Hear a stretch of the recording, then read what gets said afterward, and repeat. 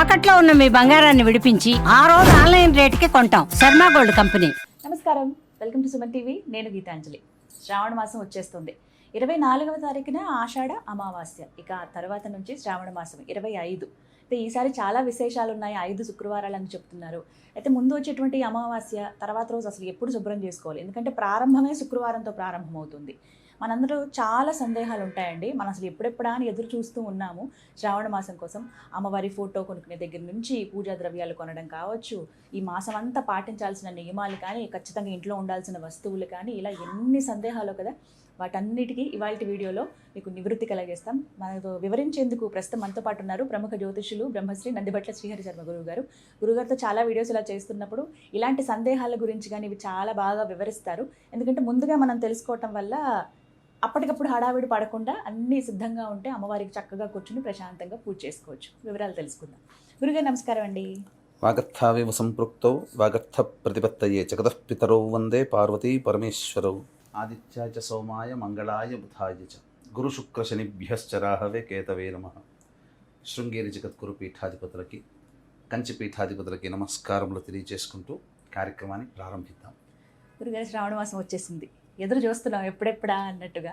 అసలు మహిళా లోకం అంతా కూడా అవునండి, చక్కగా ఎంతో నియమనిష్టలతో భక్తితో శ్రద్ధతో చేసుకునేటువంటి మాసం ఏదైనా ఉందంటే అది శ్రావణ మాసం. ఇప్పటి నుంచి ప్రారంభమవుతాయి చక్కగా ఇక వ్రత నియమాదులు, అందరికి దానాది కార్యక్రమాలు, అబ్బో ప్రతి దేవాలయం కిటకిటలాడిపోతుంది. చాలా సందడిగా ఉంటుంది. అయితే చాలా సందేహాలండి. అసలు కామెంట్స్ లో ఎంతమంది ఎన్ని ప్రశ్నలు అడిగారో.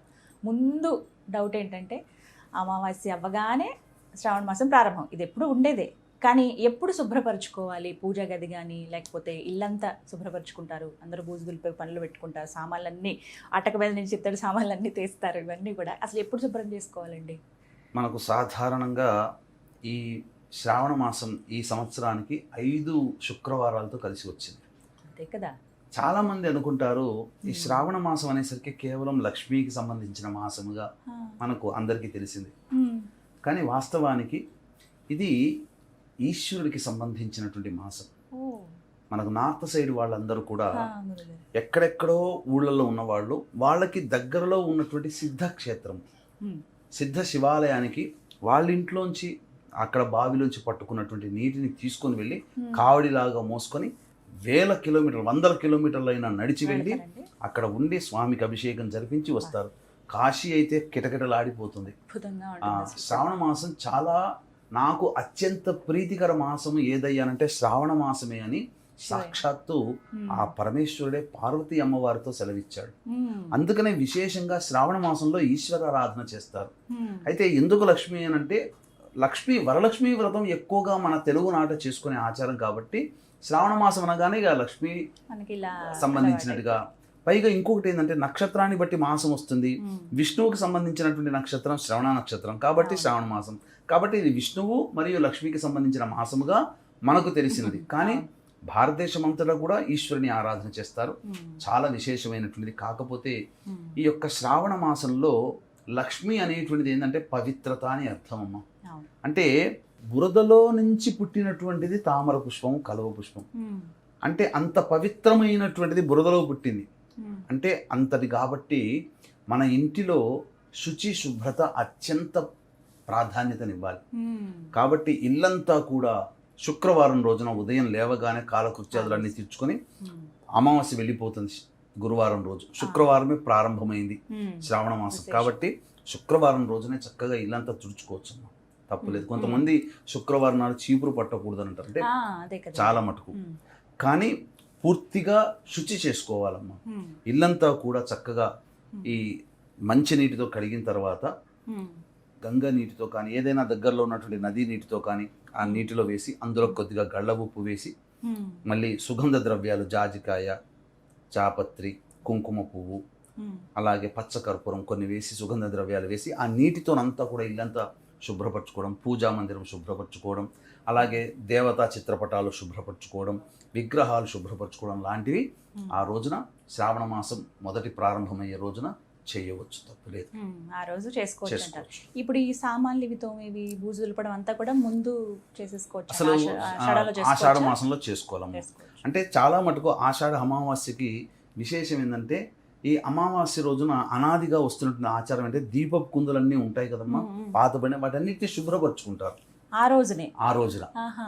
అది అనాదిగా వస్తున్నట్టు, అందుకనే అయితే పర్వాలేదు. దీపపు కుందులు అన్ని కూడా అమావాస్య రోజునే శుభ్రపరచుకొని రెడీగా పెట్టుకుంటారు. ఇల్లంతా శుభ్రపరచుకోవడం శుక్రవారం చేసుకోవచ్చు. శుక్రవారం అయితే ఇంకా చేసుకోవచ్చు. ఇబ్బంది లేదు, మొదటి శుక్రవారం. గురుగారు, అసలు ఈ శ్రావణ మాసంలో ఖచ్చితంగా ఈ నియమాలు అంటూ ఉన్నాయి, తినే ఆహారం విషయంలో కావచ్చు, ఉండే పద్ధతులు కానీ, ఏంటండి అసలు అవి? శ్రావణ మాసానికి సంబంధించి చూసుకుంటే ప్రతిరోజు కూడా ఒక గొప్ప శుభదినమే. అవకాశం ఉంటే శాస్త్రంలో చెప్పబడినటువంటి శ్రావణ మాస మహత్యానికి సంబంధించింది చెప్పబడినటువంటిది, ప్రతిరోజు కూడా నక్తము ఉండి అంటే ఉపవాసం ఉండి రాత్రిపూట భోజనం చేసుకునే అలవాటు కనుక ఉన్న వ్యక్తికి సకల దరిద్రాలు తొలగిపోతాయి, సకల పాపాలు తొలగిపోతాయి. భూషయనం చేస్తే ఇంకా విశేషము, బ్రహ్మచర్య వ్రతాన్ని ఆచరిస్తే ఇంకా చాలా పరమ పవిత్రం. ఇది చెప్పబడింది శాస్త్రంలో. ఇంకా శ్రావణ మాసంలో చెప్పబడినటువంటిది ఏంటంటే, ఈ కాయగూరల్లో వంకాయ తినకూడదు. అసలు వంకాయని ఏకాదశి చతుర్దశి తిథులలో అస్సలు భుజించకూడదు. ప్రత్యేకించి శ్రావణ మాసం మొత్తం తీసుకోకూడదు. అది వంకాయకి తీసుకోకూడదు, శాస్త్రం చెప్పబడినటువంటిది. ఇది మనం చెప్పినటువంటిది కాదు, శాస్త్రంలోనే ఉన్నది. అలాగే ఇక ప్రతిరోజు ఒక విశేషమే. సోమవారం నాడు ఈశ్వరుడికి, మంగళవారం నాడు గౌరీదేవికి, అలాగే బుధవారం నాడు విఠలుడికి, గురువారం నాడు దత్తాత్రేయుడికి. చాలామంది ఈ బాబాల ఆశ్రమాల చుట్టూ తిరుగుతుంటారు, బాబాల పాద పూజలు చేసుకుంటారు, బాబాలే దేవం అనుకుంటారు. నాయన దత్తాత్రేయుడు, ఈశ్వరుడు, అమ్మవారు, విష్ణువు వీళ్ళందరూ ఉండగా మనకు బాబాలతో పని అండి.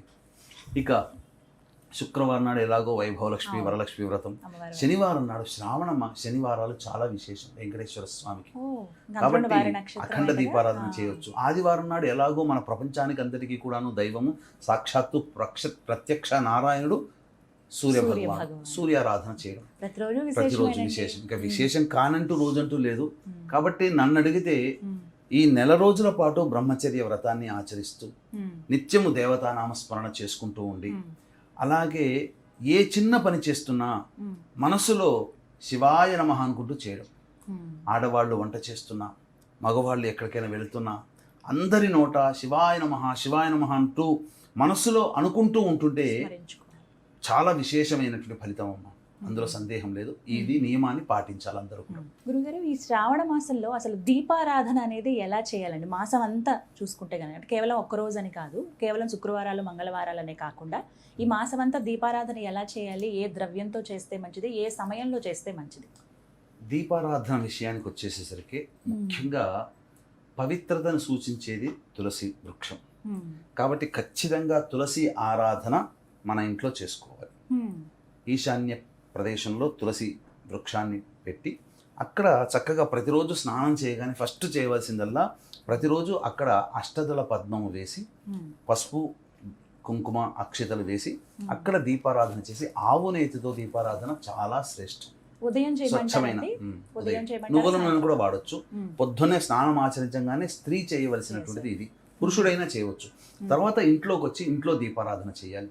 నిండుగా ఇంట్లో దీపారాధన, అష్టతైలములతో దీపారాధన ఉంటే ఇంకా విశేషం. ఏంటి అష్టతైలములు అంటే ఆవు నెయ్యి, నువ్వుల నూనె, వేప నూనె, విప్ప నూనె, అలాగే ఆముదం, ఇవన్నీ కూడా సంబంధించి కలిపినవన్నీ కూడా విశేషం. పంచమూలిక తైలము అని అంటారు. ఇది చాలా విశేషం అన్నమాట. ఈ ద్రవ్యాలతో గనక దీపారాధన చేస్తే ఇల్లంతా కూడా చాలా ఒక దైవత్వం, అంటే మన పురాతన దేవాలయాల్లో గనక వెళితే ఎలాంటి శోభ ఉంటుందో ఇంట్లో అలాంటి శోభ కలుగుతుంది. నువ్వుల నూనె వాడవచ్చు, తప్పులేదు, వాడచ్చండి. అదే సందేహం చాలా మందికి. ప్రధానంగా ఆవు నెయ్యి శ్రేష్టం అని అంటారు, కానీ కలిపి దొరుకుతుంది కదమ్మా ఈ మధ్యలో. అంత శక్తి లేని వాళ్ళు మిగతా 2 చోట్ల ప్రతిరోజు ఉదయం సాయంత్రం 2 చోట్ల ఖచ్చితంగా చేయవలసిందే. తులసమ్మ దగ్గర, అలాగే ఇంట్లో పూజా మందిరంలో కూడా చేసుకోవాలి. గురుగారు, మరి రోజు విశేషమే అంటున్నారు, రోజు తలకి స్నానం చేయాలండి ఈ శ్రావణ మాసంలో? మనకు స్త్రీలకు చెప్పబడినటువంటిది విశేషమైనటువంటి రోజులు శుక్రవారం రోజున, సోమవారం రోజున తలంటు స్నానం చేస్తే మంచిది. అయితే ప్రతిరోజు స్నానం ఆచరించమని ఎక్కడ కూడా ధర్మశాస్త్రంలో స్త్రీలకు చెప్పబడలేదు. నిద్ర లేచిన వెంబడి, ఎందుకంటే పడక గదిలో ఆ యొక్క పాన్పుని స్పృశిస్తారు కాబట్టి అది ఆ పాన్పు మీద ఉన్నంత వరకు అపరిశుభ్రత. స్త్రీలకి బయటికి వచ్చిన తర్వాత తల మీద చల్లుకుంటే, నీరు చల్లుకుంటే పవిత్రత వస్తుంది, దేహం పవిత్రత చేకూరుతుంది స్త్రీలకి. కాబట్టి స్త్రీలు తల మీద చల్లుకోవచ్చు. ప్రతిరోజు తల మీద స్నానం చేయనవసరం లేదు. కానీ పురుషుడు మాత్రం ప్రతిరోజు కూడా తల స్నానం ఆచరించవలసిందే. ప్రతిరోజు పురుషుడు చేయాలి నియమంగా ఈ శ్రావణ మాసంలో. అంతేకాకుండా ఈ శ్రావణ మాసం అంతా కూడాను ఇల్లంతా సుగంధ భరిమలంగా ఉండాలి. అందుకని ఈ యొక్క ధూపము వేయాలమ్మా ఇంట్లో. ఉదయం కాలం, సాయంకాలం, ప్రత్యేకించి సాయంకాలంలో ధూపం వేస్తే ఆ ధూపం వేసినందుకు కారణం చేత, అంటే గుగ్గిలం కానీ, మైషాచి, అలాగే సాంబ్రాణి, వీటితో ఆ సుగంధ భరితంగా ఉండాలి. అలా వేసిన తర్వాత ఆ ఇంట్లో ఉన్నటువంటి నకారాత్మక శక్తి వెళ్ళి సుగంధ పరిమళం ఉన్నప్పుడు దేవతాశక్తి, ఇప్పుడు దేవతాశక్తి వచ్చి వెళ్ళింది అని చెప్పడానికి కారణం ఒకటే సిగ్నేచర్ ఏంటంటే మంచి సువాసన వస్తుంది, సుగంధం. అలాగే దేవతలు రావడానికి మనం ఆ యొక్క స్థితిని మనం ఏర్పరిస్తే దేవతలు సంతోషంగా మన ఇంటికి వస్తారు. ఆ విధంగా సాయంకాలంలో ధూపం వేయాలి, చేసుకోవాలి ఖచ్చితంగా. మీరు అడిగారు కదా ఏ వస్తువు ఏర్పరచుకోవాలి అని చెప్పి, ఖచ్చితంగా సుగంధ భరితమైనటువంటి ద్రవ్యము ఇంట్లో ప్రతిరోజు ధూపం వేయడానికి కావాల్సినవన్నీ ముందే సిద్ధం చేసుకోవాలమ్మా. చాలా విశేషం. చాలా మంది అడుగుతుంటారు, మాంసాహారం పూర్తిగా నిషేధించాలా, కేవలం పూజలు చేసినప్పుడు, వ్రతాలు చేసినప్పుడు మాత్రమేనా ఈ మాసంలో అని? అసలు సృష్టిలో మానవుడికి మాంసాహార భోజనం పెట్టాల. మీరు అందుకనే చూడండి, జంతువుల యొక్క పళ్ళు కూరలుగా ఉంటాయి. మనుషుల పళ్ళు ఎప్పుడైనా కూరలుగా ఉన్నాయా? జంతువులు మాంసం తింటాయి కాబట్టి కూరలు వాటికి పీక్కొని తింటాయి. కానీ మనుషులకి పెట్టబడలేదు. మనుషులకి ఎప్పుడూ శాకాహారమే. అది సాటి జీవిని మనం చంపి తింటున్నాం. అంటే మనము మామూలుగా మనం చంపట్లేదు కదా, మన చేతుల నుంచి కానీ లాజికల్గా మాట్లాడవచ్చు. అది విక్రయించే వాడికి మనమే కారణం అవుతున్నాం కదా. అందుకని శాస్త్రంలో ఎక్కడా కూడా చెప్పబడలేదు. ఇది మాత్రం సుస్పష్టం, వేదాల్లో ఉన్న జ్ఞానమే ఇది. అలాగే వ్రతాలు, ఈ నోములు మేము చేయలేమండి, లేకపోతే మాకు ఈ ఆచారం లేదండి, ఆనవాయితీ కానీ మామూలుగా పూజ చేసుకుంటాం ఈ శ్రావణ మాసంలో అనేవాళ్ళు ఏ విధంగా చేసుకుంటే మంచిదంటారు? ఇప్పుడు చాలామంది బిజీ స్కెడ్యూల్లో ఉన్న వాళ్ళు వ్రతాన్ని ఆచరించలేని సందర్భాలు కొంతమందికి ఉంటాయి. ఎందుకనంటే బాధ్యతలు ఉన్నప్పుడు ప్రశాంతంగా మనసు పెట్టలేరు. కొంతమంది మనసు పెట్టిన దానికి స్ట్రిక్ట్గా రూల్స్ ఫాలో అయ్యేవాళ్ళు, మనసు నాకు లేదు కాబట్టి నేను చేయలేను అని చెప్పి ఉండేవాళ్ళు ఉంటారు. కొంతమందికి బిజీ స్కెడ్యూల్లో ఉండి చేయలేకపోతారు. అటువంటి వాళ్ళు ఏంటంటే నిత్యము లక్ష్మీనామ స్మరణము, నారాయణుడి యొక్క స్మరణము, లేకపోతే ఈ సంబంధించినటువంటి శివనామ స్మరణం విశేషంగా చెప్పబడింది. శివాయ నమః అంటూ ఉండండి. తర్వాత తరచూ అవకాశం ఉంటే తరచూ దగ్గరలోని దేవాలయంలోకి వెళ్ళి ప్రదోషకాల సమయంలో ఆ దేవతామూర్తిని దర్శించుకొని రావాలి. అలాగే అవకాశం ఉన్నప్పుడల్లా ఎవరైనా పూజ చేసుకుంటే వాళ్ళకి సహాయ సహకారాలు అందిస్తూ ఉన్నా ఆ పూజా ఫలితం ఉంటుంది. అందులో సందేహమే లేదమ్మా. ఈ ఒక్క పని చేసినా చాలు, వాళ్ళు చేయలేరు అని అనేటువంటి ఒక ఫీలింగ్, చేయలేకపోతున్నాం అనే బాధ వాళ్ళకు ఉండదు. ఆ ఫలితం వాళ్ళకు దక్కుతుంది అందులో. అలాగే మీరు ఇంతకు ముందు కూడా మాట్లాడుతూ పదే అన్నారు, చాలా విశేషం అసలు ఈసారి శ్రావణ మాసం అని. 5 వారాలు వచ్చాయండి. మరి ముఖ్యంగా 3వ వారం వరలక్ష్మి వ్రతం అని అంటున్నారు. ఇప్పుడు ఒకవేళ 3వ వారం కుదరదు అనుకోండి మహిళలకి, మరి ముఖ్యంగా వాళ్ళు మరి 1వ వారం, 2వ వారం లేదా 4, 5 వారాల్లో వ్రతం ఆచరించేసుకోవచ్చా? మనకు సాధారణంగా ఈ వరలక్ష్మి వ్రతాన్ని ఆచరించే విధానము మనకు అనాదిగా చారుమతి అనేటువంటి యొక్క వృత్తాంతం ద్వారా మనకు తెలుస్తుంది. ఆ చారుమతికి కలలో కనిపించి పౌర్ణమి ముందు వచ్చేటువంటి శుక్రవారం రోజున నన్ను ఆచరించు, నా విధానాన్ని ఆచరించు, నీకు అంతా కూడాను శుభం చేకూరుతుంది అని చెప్తున్నారు అమ్మవారి కలలో చెప్పినటువంటి కథ ప్రకారం. అయితే ఎప్పుడు కూడా మనం పౌర్ణమి ముందు వచ్చే శుక్రవారం లెక్క పెట్టుకుంటూ వస్తున్నాం అనాదిగా. ఇప్పుడు కూడా ఈ సంవత్సరం కూడా పౌర్ణమి ముందు వచ్చేటువంటి మాసము ఈ శ్రావణ మాసంలో కాబట్టి 9వ తారీఖు రోజున పౌర్ణమి అయింది. పౌర్ణమి ముందు వచ్చే వారం శుక్రవారమే అయింది, అంటే 8వ తారీఖు రోజున అయింది. కాబట్టి 8వ తారీఖు రోజున వ్రతాన్ని ఆచరించడం శ్రేయస్కరం, శాస్త్ర సమ్మతం. కొంతమంది స్త్రీలకి ఋతుమతి అవుతారు కాబట్టి ఆ పూజ చేయలేని విధంగా ఉంటుంది. కాబట్టి ఆ శుక్రవారం 3వ శుక్రవారం అంటే 8వ తారీఖు రోజున ఋతుమతి అయినటువంటి వాళ్ళకి 4వ రోజు 8వ తారీఖు అయింది అనుకోండి, చేయకూడదు. 5వ రోజు 8వ తారీఖు అయితేనే, అంటే 8, 7, 6, 5, 4వ తారీఖు రోజున ఋతుమతి అయిన వాళ్ళకి 8వ తారీఖు రోజున చేసుకునే అర్హత దైవత్వం ఉంటుంది. 4వ తారీఖు రోజున కేవలం ఇల్లుని శుభ్రపరచుకోవడం మాత్రమే 4వ రోజున. 4వ తారీఖు రోజున ఋతుమతి అయితే 8వ తారీఖు రోజున పూజ చేసుకోవచ్చు. ఈ 5, 6 తారీఖులో ఋతుమతి అయితే చేయకూడదు. కాబట్టి అటువంటి వాళ్ళకి ఈ పౌర్ణమి తర్వాత వచ్చే శుక్రవారం రోజున చేసుకోవాలి. అంతే తప్ప మాకు ఇబ్బంది కలుగుతుంది ముందే అని తెలుస్తుంది కదా మా ఆడవాళ్ళకి, ముందు శుక్రవారం 2వ శుక్రవారం అని చెప్పి అప్పుడు చేసుకోవడానికి లేదమ్మా. పౌర్ణమి ఈసారి కన్ఫ్యూజన్ ఎందుకు వచ్చిందంటే 8వ తారీఖు మధ్యాహ్నం 1:45 వరకు చతుర్దశి ఉంది, సాయంకాలం పౌర్ణమి వస్తుంది. 9వ తారీఖు రోజున మధ్యాహ్నం వరకు ఉంటుంది పౌర్ణమి. కాబట్టి పౌర్ణమి ముందు వచ్చే శుక్రవారం ఆ ముందు రోజు అయింది, కాబట్టి 8వ తారీఖు రోజున చేసుకోవాలి. అయితే ఈసారి విశేషం ఏంటంటే చాలా అరుదుగా అన్నమాట, నాకు తెలిసి గత కొన్ని సంవత్సరాలుగా నేను చూస్తున్నాను కానీ ఇంతటి యోగ్యత కలగలేదు. ఎందుకు అనంటే పౌర్ణమితో కలిసినటువంటి శుక్రవారం ఏదైతే వరలక్ష్మి వ్రతం చేయమని చెప్పిందో పౌర్ణమి ముందు రోజు, ముందు వచ్చే శుక్రవారం నాడు చేయమని ఉందో, ఆ శుక్రవారం రోజు పౌర్ణమి అవ్వడం సాయంకాల ప్రదోషకాల సమయంలో, పైగా శ్రావణ మాసానికి సంబంధించి పౌర్ణమి శ్రవణ నక్షత్రంతో ఉంటుంది. శ్రవణ నక్షత్రం కూడా కలిసి వచ్చింది. శుక్రవారము, వరలక్ష్మి వ్రతము ప్లస్ శ్రవణ నక్షత్రం కలిసి ఉన్నటువంటి సందర్భం ఎప్పుడు ఉంటుందంటే మధ్యాహ్నం అపరాహ్నం తర్వాత. కాబట్టి వీక్షించేటువంటి చక్కటిగా అందరూ ఆ ప్రేక్షకులందరూ కూడా తల్లులు చక్కగా విష్ణువు సంబంధించిన నక్షత్రం కలిసి రావడం, పౌర్ణమి రోజు కలిసి రావడం, శుక్రవారం వరలక్ష్మి వ్రతం అవ్వడం. కాబట్టి సాయంకాలం ప్రదోషకాల సమయంలో వరలక్ష్మి వ్రతం కనుక ఆచరిస్తే చాలా విశేషమైనటువంటి శుభ ఫలితం. సాయంత్రం చేసుకో. అసలు శాస్త్రంలో కూడా చారుమతి సాయంకాలంలోనే చేసుకుంది, ఉదయం పూట చేసుకోలేదు. మనం ఏంటంటే ఇక కొన్ని నియమాలు మనం ఆగలేమని చెప్పి భోజన వాటికి సంబంధించి పొద్దున్నే చేసుకుంటున్నారు. ఉపవాసం ఉండి కనుక సాయంకాలం చేసుకుంటే విశేషం ఏంటంటే నారాయణుడి నక్షత్రం శ్రవణ నక్షత్రం కలిసి వస్తుంది. ఇక్కడ మనకు నారదుల వారు అన్నారు, అమ్మా నువ్వు చాలామంది నిన్ను పూజిస్తారు, అతి కొద్ది మందికే నువ్వు ఎందుకు వరం ఇస్తావు, నువ్వెందుకు అనుగ్రహిస్తావు అని అంటే, చాలామంది శాస్త్రాన్ని పాటించట్లేరు నారదా. ఇప్పుడు వాస్తవానికి గమనించండి అమ్మా, ఇప్పుడు ఎవరైనా మీ బంధువులు స్నేహితులు వస్తారు, లేదా మీకు తెలిసిన వాళ్ళు వస్తారు, మీ వారు మీరు ఉంటారు. మా ఇంట్లో గృహప్రవేశం ఉందని చెప్పి మిమ్మల్ని పిలిచి వస్తే మీరు వెళ్తారా? చెప్పాలిగా అంటారు. మరి మనమే అంత నియమాన్ని పాటిస్తే మరి ఆ పరమేశ్వరి జగన్మాత లక్ష్మీ అమ్మవారు కేవలం ఆమెను మాత్రమే పిలిచి అయ్యవారిని పిలవకుంటే వస్తుందా? అందుకనే లక్ష్మీ వ్రతం ఆచరించేటప్పుడు ఖచ్చితంగా చేయాల్సిన నియమం విష్ణువు యొక్క ఆరాధన కూడా చేయాలి. ఈసారి విశేషం అంటే విష్ణు నక్షత్రం శ్రవణం కలిసి రావడం, వరలక్ష్మి వ్రతం రోజున లక్ష్మీ అమ్మవారిది కావడం. పౌర్ణమి అంటేనే లక్ష్మీదేవి. ఎందుకనంటే షోడశ కళలతో చంద్రుడు ఉంటాడు. షోడశ కళలు ఎవరికి ఉంటాయి? అమ్మవారికి, లక్ష్మీ అమ్మవారికి. కాబట్టి సంబంధించినటువంటి లలిత అమ్మవారు షోడశ కళలకు సంబంధించినటువంటిది. కాబట్టి లలితా స్వరూపమే లక్ష్మి. కాబట్టి పౌర్ణమి శ్రవణ నక్షత్రం అసలు అద్భుతం.